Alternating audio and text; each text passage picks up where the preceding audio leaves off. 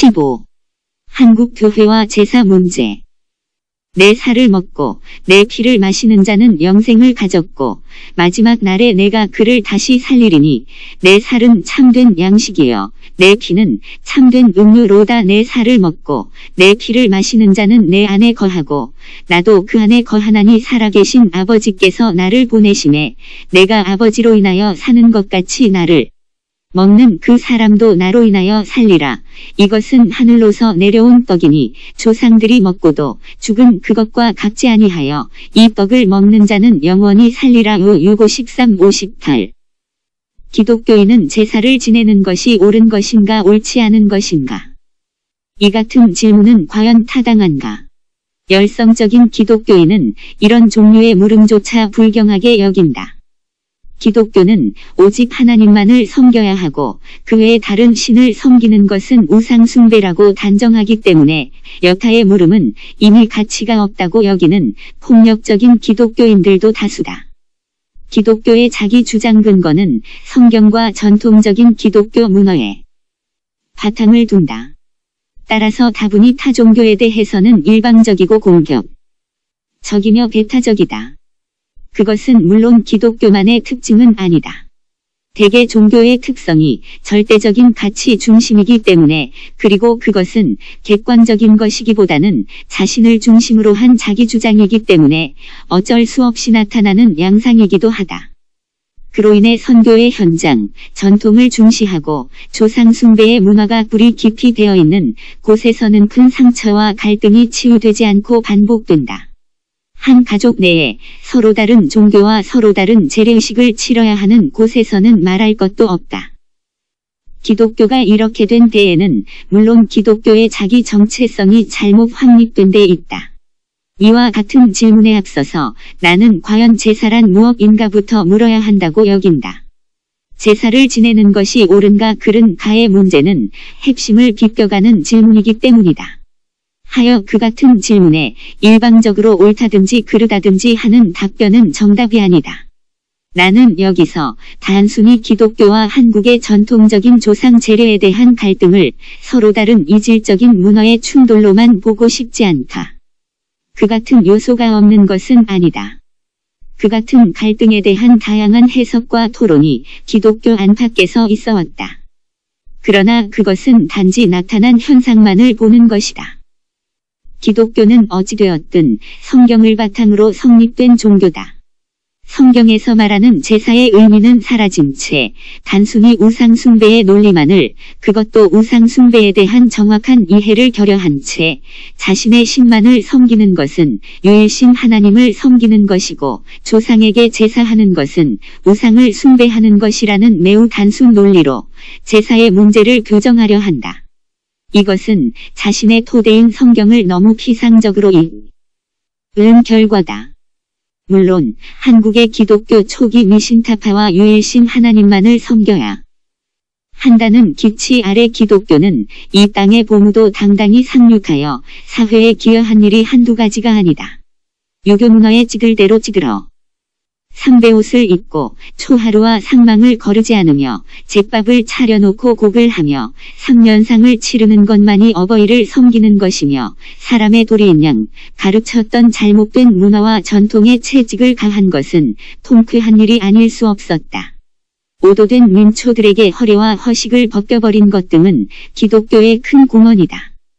그럼에도 불구하고 기독교는 과연 미신을 온전히 타파하였는가? 불행히도 오늘의 기독교는 오히려 미신타파는커녕 자신들의 종교가 미신화되고 있다는 비판으로부터 조금도 자유롭지 못하다. 유일신 하나님을 섬긴다는 민영 아래 조상 숭배를 금기시하는 기독교가 하나님을 조상 숭배하듯 숭배하는 것이 아닌가. 그렇게 보면 이 땅의 제사에 관한 문제는 서양의 옷으로 갈아입고 그 이름만을 하나님으로 계명했을 따름이지 조금도 달라진 것이 없다. 상배옷을 입고 3년을 곡하던 폐해 이상으로 오늘의 기독교 역시 그 폐해가 한두 가지가 아니라는 말이다. 인간을 잘못된 종교의식의 노예로 굴종시키고 옥죄는 것은 당시의 유교 문화의 폐해를 훨씬 능가하는 것은 아닌가. 그 종류도 다양하다. 동네마다 텅텅 한 무슨 기도원 형태로 무속적인 기독교도 만연하고 있고, 물량주의와 결탁한 대형화된 기독교는 인간을 자본과 물질의 예속물로 전락시키고 있으며 그 정신을 종교가 앞서서 타락시키고 있다. 이 모든 문제들 역시 제사의 의미를 오해한 데서 비롯된 것이라 해도 지나치지 않다. 사람이 사는 곳에는 어떤 형태든 제사라는 것이 있다. 종교는 이 같은 사람들의 바람과 열망을 집약하여 제사를 다룬다. 성경 또한 예외가 아니어서 어쩌면 처음부터 끝까지 제사를 다루고 있는 책이라고 해도 과언이 아닐 정도다. 성경의 독자들이 익히 아는 대로 가인과 아벨의 제사가 표면적으로 등장하는 성경에서 이첩 제사 이야기다.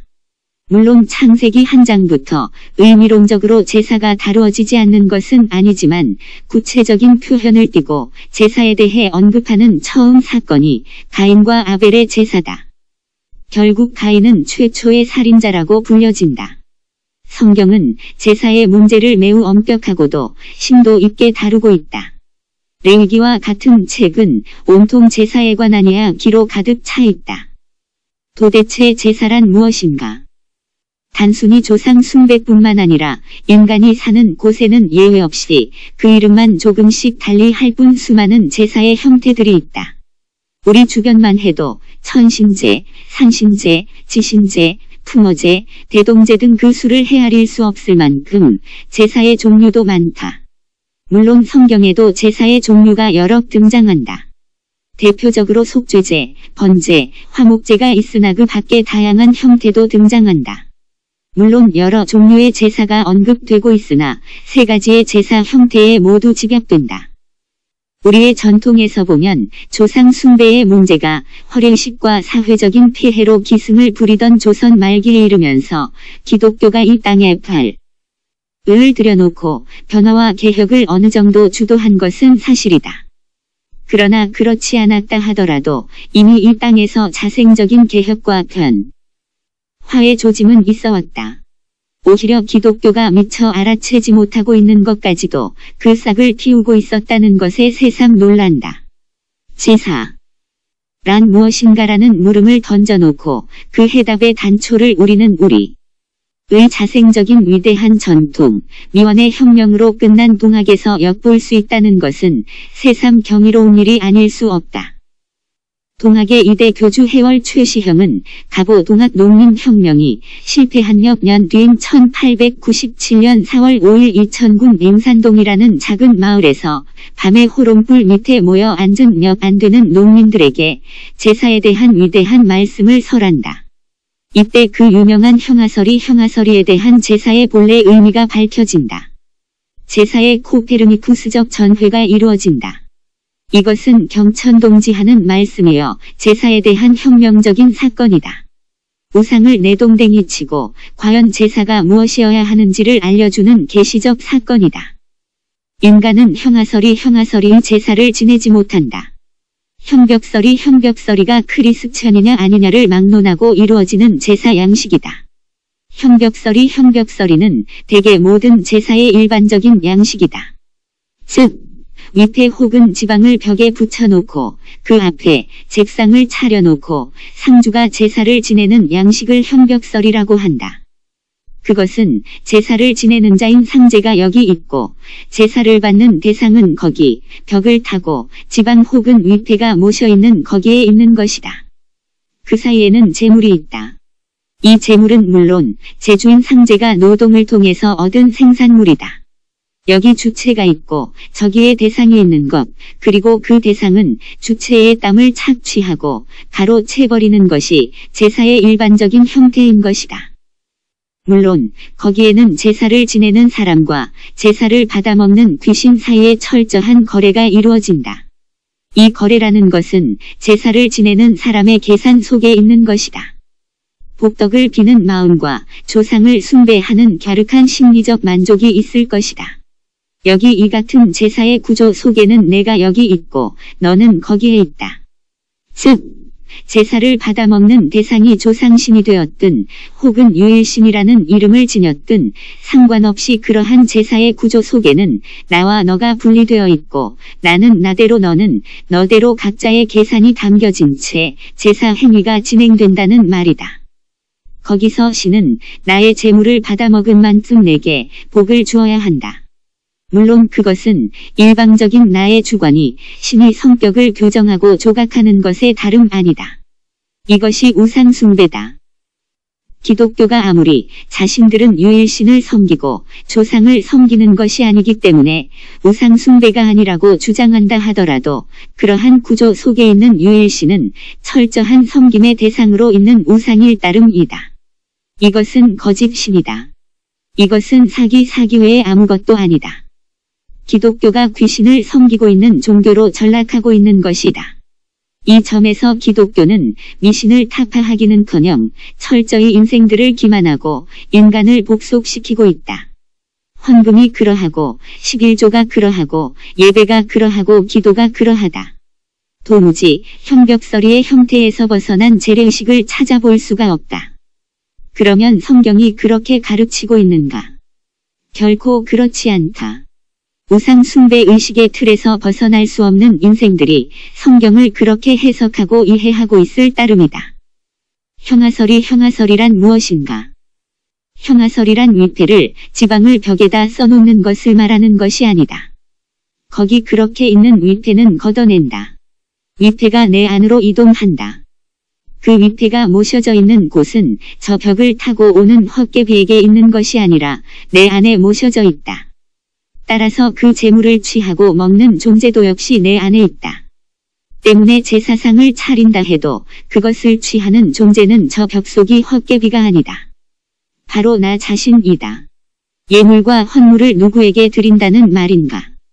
바로 나 자신에게 드린다. 형아설이란 나의 섬김을 받을 대상이 거기 그렇게 존재하는 것이 아니라 여기 이렇게 내 안에 빛나는 정신으로 모셔져 있는 것을 말한다. 이것이 진정한 화해다. 비록 그 존재가 하나님이 되었든 나를 낳아주신 육신의 부모가 되었든 나와 관계하는 내 주변 사람이 되었든 거기 그렇게 존재하고 있는 한 나와 어쩔 수 없는 틈새 별이 관계로 존재한다. 비록 살을 맞대고 하나로 만나고 있다고 입으로 주장한다 한들 어찌 그것이 만남일까? 그것은 영원한 이별의 상태를 여전히 확인하는 몸부림일 수밖에 없지 않은가. 형아설이가 되려면 내가 개방되어야 한다. 거기 그렇게 대상으로만 있어서 위패가 벽 속에 걸려있는 동안 위패를 내 안으로 모셔올 수는 없다. 인간과 신이, 인간과 인간이, 인간과 자연이 화해가 가능하려면 우리가 너와 나로 구분하고 주체와 대상으로 틈새 지울 수밖에 없는 이원론적 구조가 개혁되어야 한다. 그러기 전에는 불가능하다. 우상숭배로부터 벗어날 수 없다. 우상숭배는 거기 대상을 설정해놓고 결국 자신의 유익을 도모하고자 하는 모든 어둠의 음모다. 그것은 인류 역사가 지속되는 한 계속될 것이며 우리가 육신에 속해 있는 한 멈추지 않고 활동한다. 그 음모는 다른 존재가 아니다. 그 음모의 주체는 바로 자기 자신이다. 자신이 어둠의 세력에 사로잡혀 있기 때문에 형아설이가 안 된다. 형아설이가 가능하려면 형벽설이의 속성을 지닌 자아가 자리를 물러서야 가능하다. 여기 형아설이에서 아아를 오해하면 안 된다. 비록 해월 최시형이 그 상세한 설명을 하지 않았다고 해서 또 하나의 예고를 형성하기 위한 이익의 재료로 아아를 해석해서는 안 된다. 여기 아아는 이기적인 에고를 일컫는 말이 아니다. 에고를 넘어선 자리, 거기 그렇게 있던 하나님이 여기 이렇게 존재하는 그 자리를 일컫느나 하다. 모든 존재의 껍데기 너머에 숨쉬고 있는 영성의 자리다. 성경으로 말하자면 하나님이 그렇게 청정하게 자리하고 계신 서방의 정토, 곧 지성소인 셈이다. 민간에는 아직도 낙도깨비와 같은 귀신 노름이 끝없이 횡행하고 있다. 공영방송도 오락과 호기심과 상업성을 동시에 충족하면서 낙도깨비와 같은 여러 귀신 이야기들을 너무 쉽게 방영한다. 얼마 전 어떤 이로부터 내가 들은 이야기가 있다. 그는 영안이 열려 있어서 산새와 지새와 영들의 기운을 볼 수 있다는 거였다. 그의 이야기는 심약한 사람들의 마음을 흔들고 사로잡기에 충분했다. 이야기인, 즉 우리들이 모임을 갖고 있는 곳을 지칭하면서 이곳은 6.25 때 많은 젊은 병사들이 전투로 인해 죽어서 원혼이 떠도는 죽음의 그림자가 머문다는 것이었다. 그 원한 맺힌 혼들이 떠돌아서 음산한 기운이 돌고 자칫 그곳에 주축돌 공사를 잘못하면 사람이 죽어나갈 수도 있다는 거였다. 이것은 내가 여러 해 전 어떤 목사라는 분으로부터 직접 들은 이야기다. 이런 식의 말에 사람들은 곧잘 동요한다. 그는 따라서 그 원혼들을 이겨내기 위해서 기도원처럼 영성이 강한 사람들이 통성기도를 하는 장소로 그곳을 활용해야 이겨낼 수 있다던가. 아니면 차라리 이사를 가는 것이 좋다는 말도 하였다. 이것은 사술이다. 무어라 답변했을까? 목사님. 설사 그렇다고 하십시다. 여기 젊은이들의 피 맺힌 원혼이 떠돈다고 하십시다. 그렇다면 그 원한이 어찌 그 젊은이들만의 것이겠습니까? 그 같은 원한은 이 땅의 모든 사람들의 원한이 아닐까요? 민족이 두 동강이가 나고 그로 인해 서로 반목과 다툼의 시절이 반세기가 넘었고 그 이전에 일제 식민 치하에 찌들어 있는 민족적 원한, 동서의 갈등과 다툼, 이 모든 것들의 산물이 지금도 온 산하와 산천, 사람들의 가슴 속에 여전히 떠돌며 지울 수 없는 민족적 상처로 새겨져 있습니다.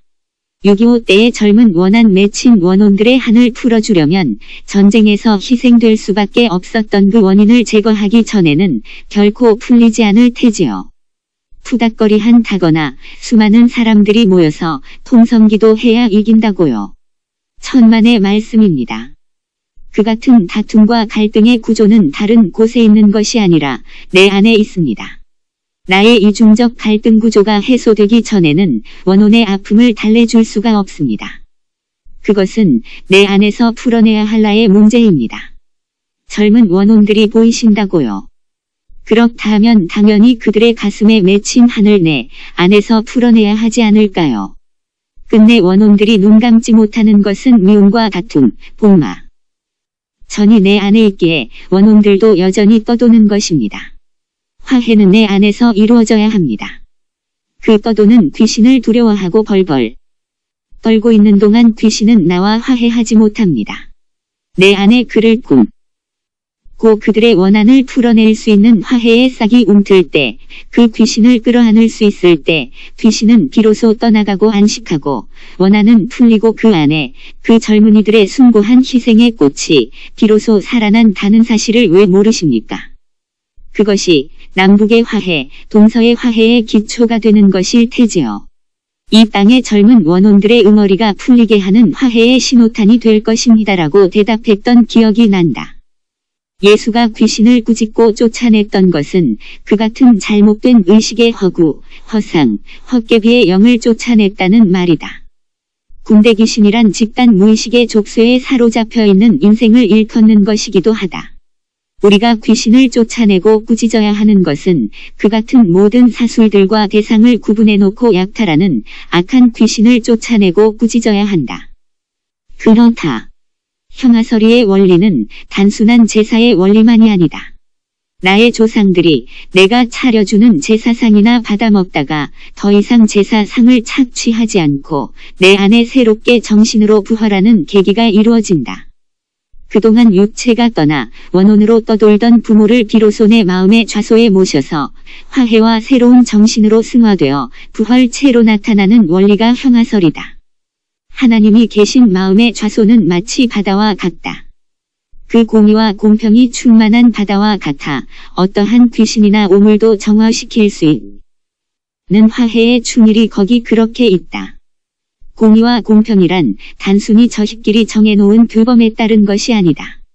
신의 공의는 인간이 측량할 수 없다.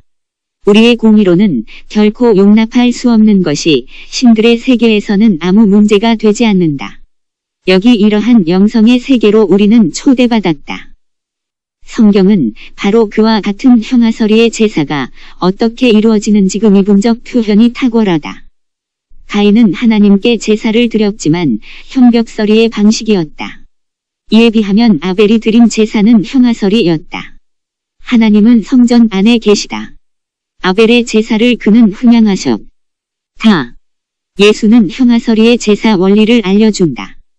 그는 스스로를 산떡이라고 하신다. 살과 피를 먹이로 제공하고 계신다. 인생들이 아무리 먹어도 배부르지 않고 마시고 또 마셔도 갈증이 계속되는 것은 형벽서리의 제사 음식을 차려 먹기 때문이다. 귀신이 처먹은 음식을 나누기 때문에 배부름도 없고 다함도 없다. 형아설이의 제사상을 차리기 위해 먼저 제물로 올려야 할 것은 자기 자신이다.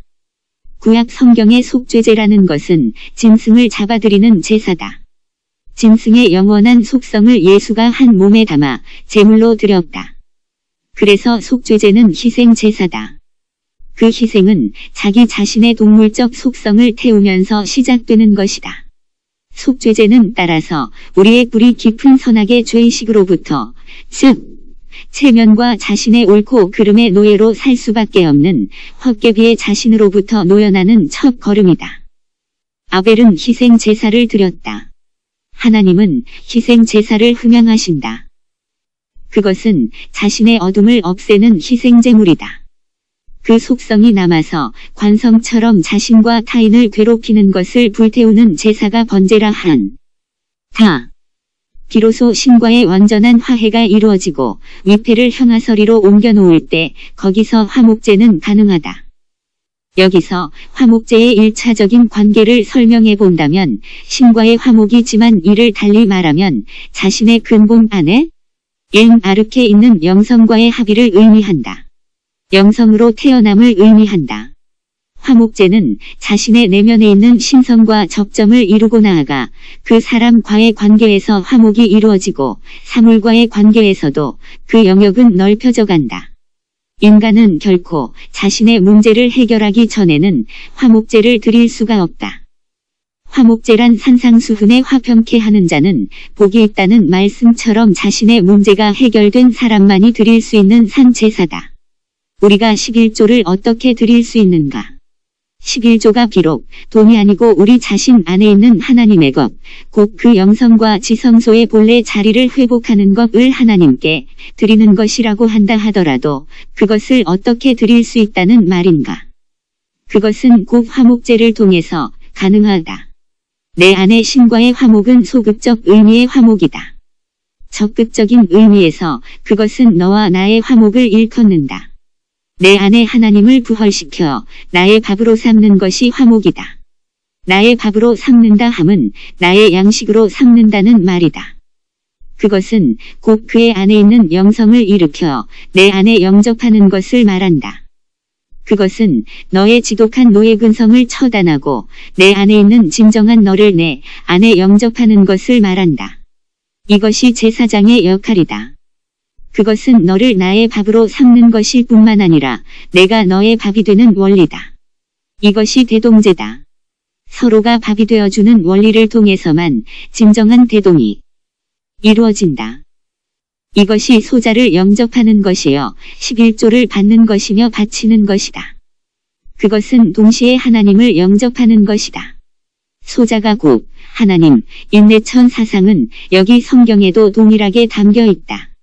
어찌 소자를 영접한 것이 나를 영접한 것이며 나를 영접한 것이 하나님을 영접한 것일 수 있는가?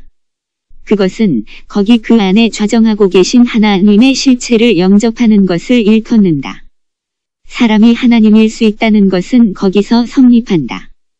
그러나 사람이 하나님이 되려면 먼저 사람이 사탄인 존재를 희생의 제물로 진 밖에 내다 버리고 태워버려야 한다. 여기 진정한 형아설이의 제사법이 성경에 그려지고 있는 것이다. 그러기 전에는 결코 사람이 하나님일 수 없다. 이기적인 자아, 짐승이여 사탄일 따름이지요. 지 그러한 존재가 하나님일까? 사탄은 고난을 받아 십자가에 못 박아야 한다. 11조를 어떻게 바칠 것이며 우리가 11조를 어떻게 받을 것인가의 깊은 영성의 의미가 소자를 영접하는 것에서 드러난다. 그렇다. 예수는 우리를 영접하고 자신이 거할 처소를 마련하기 위해 그 자신을 우리의 양식으로 주셨다. 그의 피와 살을 먹지 않으면 그와 아무런 상관이 없다고 하신다. 예수께서 가라사대 내가 곧 생명의 떡이니 내게 오는 자는 결코 줄이지 아니할 터이요 나를 믿는 자는 영원히 목마르지 아니하리. 라요 6:35 내 살을 먹고 내 피를 마시는 자는 영생을 가졌고 마지막 날에 내가 그를 다시 살리리니 내 살은 참된 양식이요 내 피는 참된 음료로다. 내 살을 먹고 내 피를 마시는 자는 내 안에 거하고 나도 그 안에 거하나니 살아계신 아버지께서 나를 보내심에 내가 아버지로 인하여 사는 것 같이 나를 먹는 그 사람도 나로 인하여 살리라. 이것은 하늘로서 내려온 떡이니 조상들이 먹고도 죽은 그것과 같지 아니하여 이 떡을 먹는 자는 영원히 살리라. 6:53-58 이것이 성경이 말하는 그리고 우리 조상들의 전통에서 일부 엿볼 수 있는 위대한 제사의 원리다. 이것의 토론이 단지 제사를 지내는 것이 옳으냐 혹은 제사를 지내지 않는 것이 옳으냐 하는 방향으로 흐르는 것은 그 주제가 잘못돼도 한참 잘못된 것이다. 한국의 기독교는 그 토론의 언저리에서 벗어나지 못하고 있다. 비록 조상들의 제사도 형벽서리의 제사라면 그것은 조상을 섬기는 것이 아니라 자신의 배를 위한 동기가 거기 숨어 있고 추도식의 형태를 띠며 하나님을 찬송한다 하더라도 그 하나님이 형벽서리의 하나님을 말한다면 여전히 고상한 우상만을 섬기는 것이니 무엇이 다르다는 말인가. 이런 점에서 한국의 기독교는 제사의 문제를 근원적으로 다시 토론해야 한다. 방편과 수단은 크게 문제되지 않는다. 비록 그 방편이 서로 이질적인 문화 형태를 띈다 하더라도 그것을 토론이나 시비거리로 삼는 것은 성숙한 태도가 아니다. 거기에는 상호 존중과 이해가 바탕이 되어야 한다. 문화는 계속 발전하기도 하며 방편은 새로워질 수도 있고 전통의 형태를 계속 지닐 수도 있다. 나의 방편만이 진리라고 하는 것은 난센스다. 제사는 단순히 조상의 문제와 관련된 것이 아니다. 삶 전체의 존재, 양식을 규정하는 개념이다. 그대 오늘은 무슨 제사를 지내고 계시는가? 이 땅 위에 우상이 사라지고 진정한 화해가 이루어지는 것, 이 글은 그 같은 바람을 담고 있다.